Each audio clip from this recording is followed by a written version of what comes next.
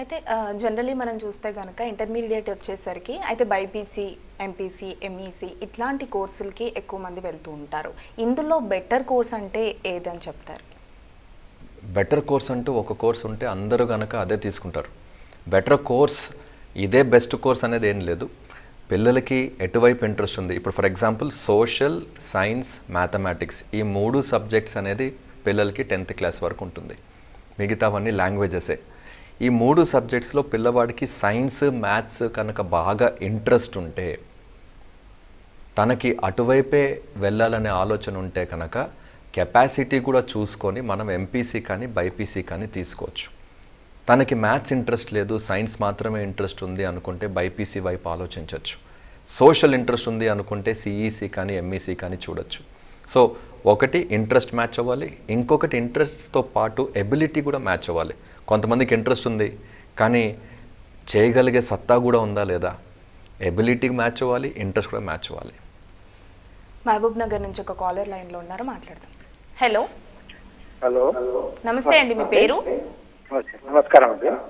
నమస్తే అండి, మీ పేరు? మహబూబ్ నగర్ డిస్ట్రిక్ట్ వనపర్తి. మాట్లాడండి సార్తో, మీ డౌట్ ఏంటో అడిగి తెలుసుకోండి. Hello sir, good evening sir. Good evening sir. I'm working as a JL. Okay sir.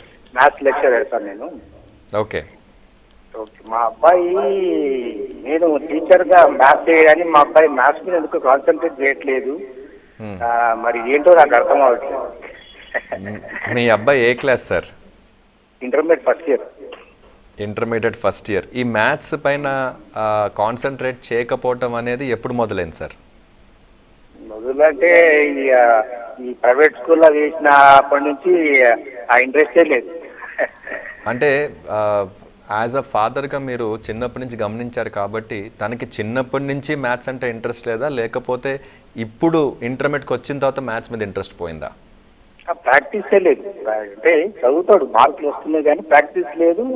ఒకంత అంటే రీచ్ అవ్వాల్సిన మార్క్స్ రీచ్ కావట్లేదు.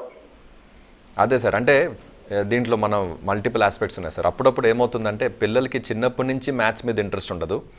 చిన్నప్పటి నుంచి మ్యాథ్స్ మీద ఇంట్రెస్ట్ లేకపోతే కనుక అది ఒక అబ్జర్వేషన్.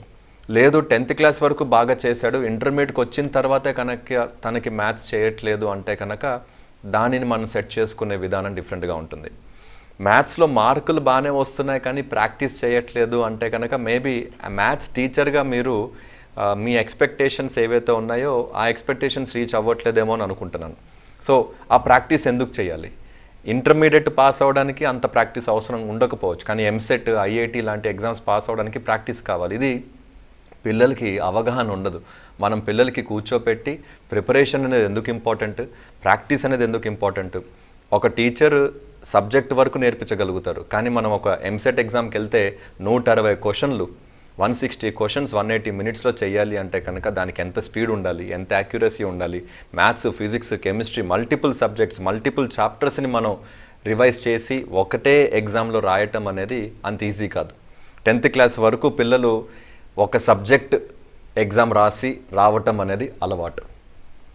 ఇంటర్మీడియట్కి వచ్చిన తర్వాత కూడా బోర్డ్ ఎగ్జామ్స్ ఒక సబ్జెక్టే ప్రిపేర్ అయ్యి రాసి వస్తారు. కానీ కాంపిటేటివ్ ఎగ్జామ్స్కి వెళ్తున్నప్పుడు మొదటిసారి ఒకే ఎగ్జామ్లో 3 సబ్జెక్టులు, రకరకాల చాప్టర్లు, ఇలాంటి ప్రాక్టీస్ ఉండాలి అంటే కనుక వాళ్ళకి ఎంతో ప్రాక్టీస్ అవసరం. వాళ్ళకి మీరు అట్లనే కౌన్సిలింగ్ ఇస్తే కానీ సెట్ అవ్వదు సార్.